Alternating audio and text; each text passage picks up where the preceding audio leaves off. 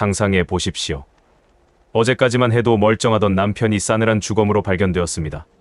시신의 얼굴은 끔찍하게 검붉은색으로 변해 있었고 입에서는 피가 흘러나왔습니다. 누가 봐도 명백한 독살의 현장.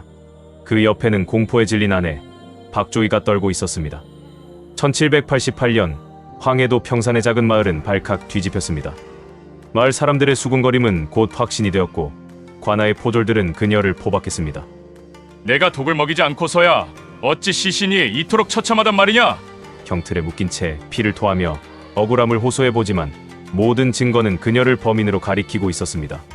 지방 수사관들은 이미 사형이라는 답안지를 작성해두고 있었는지도 모릅니다. 조선의 법정에서 한번 죄인으로 찍히면 죽어서야 나갈 수 있다는 말이 있습니다. 과연 그녀는 남편을 잔혹하게 살해한 악녀였을까요? 아니면 시대의 광기가 만들어낸 희생양이었을까요? 완벽해 보이는 살인 증거 뒤에 숨겨진 치명적인 미스터리. 한 여인의 목숨을 두고 벌어지는 조선 최고 권력과 지방 관아의 숨막히는 진실게임. 그 벼랑 끝의 현장으로 여러분을 초대합니다. 사람을 죽인 자는 사형에 처한다. 이것은 조선의 국법이자 억울한 죽음을 달래는 유일한 길이었다. 하지만 그 칼끝이 죄 없는 자를 향할 때 법은 가장 잔인한 흉기가 된다. 사건은 습한 바람이 불던 여름밤 황해도 평산의 허름한 초가집에서 시작되었습니다. 죽은 남편은 평소 술 없이는 하루도 살지 못하는 유명한 주정뱅이였습니다. 그날도 그는 술에 취해 비틀거리며 귀가했고 아내 박조이는 그런 남편을 위해 약을 다리고 있었습니다. 남편의 속을 달래주려던 그녀의 정성이었을 것입니다. 하지만 약을 마신 남편은 갑자기 배를 움켜쥐고 바닥을 뒹굴기 시작했습니다. 배가 끊어질 것 같다. 비명과 함께 그는 입과 코에서 거무튀튀한 피를 쏟으며 숨을 거두었습니다. 아내 박조이가 손쓸 새도 없이 벌어진 참변이었습니다. 날이 밝자 관아의 검시관과 포졸들이 들이닥쳤습니다. 멍석을 들추자 드러난 시신의 모습은 참혹했습니다. 온몸이 퉁퉁 부어 있었고 얼굴과 가슴에는 검푸른 반점이 피어올라 있었습니다. 검시관은 혀를 차며 고개를 저었습니다. 이건 영락없는 중독사야. 비상을 먹지 않고서야 맛빛이 이럴 수가 없어. 눈앞에 참혹한 시신, 그리고 마지막에 약을 건넨 아내. 이보다 더 완벽한 그림은 없었습니다. 포졸들은 박조이의 머리채를 잡아 끌어내며 붉은 오라를 채웠습니다. 마을 사람들의 싸늘한 시선이 비수처럼 그녀에게 꽂혔습니다. 그녀는 졸지의 남편을 살해한 희대의 독부가 되어 차가운 감옥 바닥에 내동댕이 쳐졌습니다. 관아의 마당에서는 매일같이 비명이 울려 퍼졌습니다. 지방 수령은 사건을 빨리 매듭짓고 싶어 했습니다. 강상죄를 엄벌하여 고을의 기강을 잡는다는 명목이었지만 실상은 귀찮은 수사 과정을 생략하고 싶었는지도 모릅니다. 내년이 딴 놈과 눈이 맞아 지아비를 죽인 것을 이실직고하여라. 형방의 호통과 함께 곤장이 박조이의 여린 살점을 파고들었습니다. 그녀는 기절했다 깨어나기를 반복하며 울부짖었습니다. 억울합니다. 저는 그저 속이 아프다는 지아비에게 약을 주었을 뿐입니다. 하지만 조선의 수사 관행에서 피의자의 부인은 곧 형벌의 강도가 약하다는 뜻으로 받아들여졌습니다.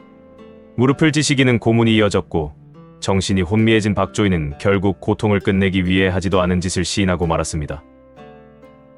제가 죽였습니다. 거짓 자백이 나오자마자 수사는 일사천리로 종결되었습니다. 지방관은 자랑스럽게 보고서를 작성했습니다. 독살에 의한 존속 살해, 범인 자백 확보, 증거 명백. 이 보고서는 한양 형조를 거쳐 최종 판결권자인 왕에게 올라갔습니다. 이제 왕의 도장 하나면 박조이는 형장의 이슬로 사라질 운명이었습니다. 진실은 때로 고통 속에 묻히고 거짓은 권력의 편에 서서 춤을 춘다. 차가운 감옥 안 박조이의 절규를 들어주는 이는 아무도 없었다. 경희궁의 밤은 깊었지만 정조의 집무실인 존영각의 불은 꺼지지 않았습니다. 전국에서 올라온 살인사건 보고서인 심리록을 검토하던 정조의 눈이 박조이의 사건 기록에서 멈췄습니다. 보통의 왕이었다면 흉악한 범죄니 즉시 처형하라 고했을 사건입니다. 하지만 정조는 당대 최고의 학자이자 법의학 지침서인 무얼록을 달달 외울 정도로 해박한 지식을 가진 군주였습니다. 정조는 붓을 멈추고 기록을 다시 읽어내려갔습니다. 그의 미간이 좁혀졌습니다. 무언가 앞뒤가 맞지 않았습니다. 이상하다. 독살이라면 반드시 나타나야 할 반응들이 모호하게 적혀있다. 정조가 주목한 것은 은비녀에 대한 기록이었습니다. 당시 조선의 과학 수사에서 독살을 판별하는 핵심은 은비녀였습니다. 시신의 목구멍에 은비녀를 넣었을 때 비소나 황 같은 독극물과 반응하면 은은 검게 변합니다. 이를 은체버업이라 합니다. 그런데 수사 기록에는 이렇게 적혀 있었습니다. 은비녀의 색이 변한 듯도 하고 아닌 듯도 하여 정조는 경로했습니다. 사람의 목숨이 달린 일이다. 색이 변하면 변한 것이고 아니면 아닌 것이지. 변한 듯도 하다니 이는 수사가 아니라 살인이다. 또한 정조는 시신의 상태에 대해서도 의문을 품었습니다. 시신의 검붉은 반점과 복부 팽창은 독살의 흔적일 수도 있지만 더운 여름철 시신이 부패하면서 생기는 자연스러운 현상일 수도 있었습니다. 지방관리들은 이 둘을 구분하려는 노력조차 하지 않았던 것입니다. 이 사건 다시 조사하라. 내 의심이 풀리기 전까지 형 집행을 정지한다. 왕의 한마디가 죽어가던 생명을 붙들었다. 하지만 의심만으로는 부족하다. 이제 필요한 것은 무죄를 입증할 확실한 과학적 증거였다. 왕의 엄명을 받은 암행어사와 전문 검시관들이 평산으로 급파되었습니다. 박조의 사건은 원점에서 다시 시작되었습니다. 이미 시신은 부패가 심했지만 정조가 지시한 매뉴얼은 철저했습니다. 수사관들은 먼저 은비녀 검사 은채범을 다시 실시했습니다. 이번에는 조각나무 껍질로 만든 가짜 비녀가 아닌 나라에서 하사한 수는 비녀를 사용했습니다. 조각주나무즙으로 깨끗이 씻은 은비녀를 시신의 목구멍 깊숙이 넣고 입을 봉했습니다. 긴 시간이 흐르고 비녀를 꺼내는 순간 모두의 시선이 집중되었습니다.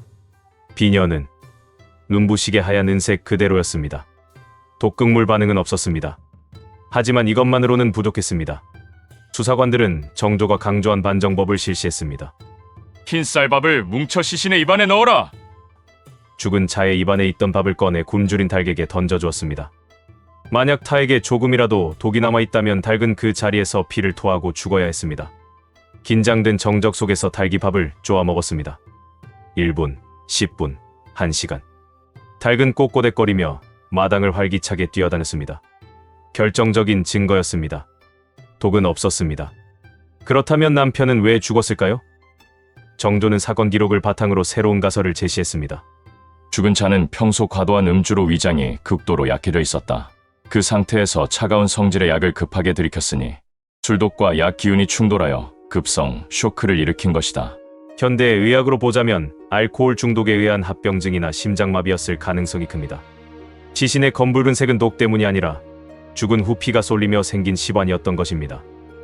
짐은 한 사람의 억울한 백성도 만들지 않는 것이 하늘의 뜻이라 믿는다. 박조이를 즉시 석방하고 그녀를 올감했던 억울함을 씻어주라. 마침내 감옥 문이 열렸습니다. 죽음의 문턱까지 갔던 박조이는 쏟아지는 햇살 아래 주저앉아 오열했습니다. 그녀를 살린 것은 신의 기적도 우연한 행운도 아니었습니다. 권력의 타성에 젖지 않고 끝까지 왜? 라는 질문을 던졌던 한 리더의 집요함과 조선 과학 수사의 승리였습니다. 이 사건은 오늘날 우리에게 묵직한 메시지를 던집니다. 200년 전 조선에도 억울한 자를 구하기 위해 시신과 대화하려 했던 치열한 노력이 있었다는 사실. 그리고 진실을 밝히는 것은 감정적인 추측이 아니라 차갑고 냉철한 증거라는 사실 말입니다. 과연 21세기를 사는 우리는 정조가 그토록 경계했던 선입견과 편견으로부터 자유롭다고 말할 수 있을까요? 이 내용이 유익하셨다면 구독과 좋아요, 알림 설정을 부탁드립니다. 다음에 더 흥미로운 이야기로 찾아뵙도록 하겠습니다. 시청해주셔서 감사합니다.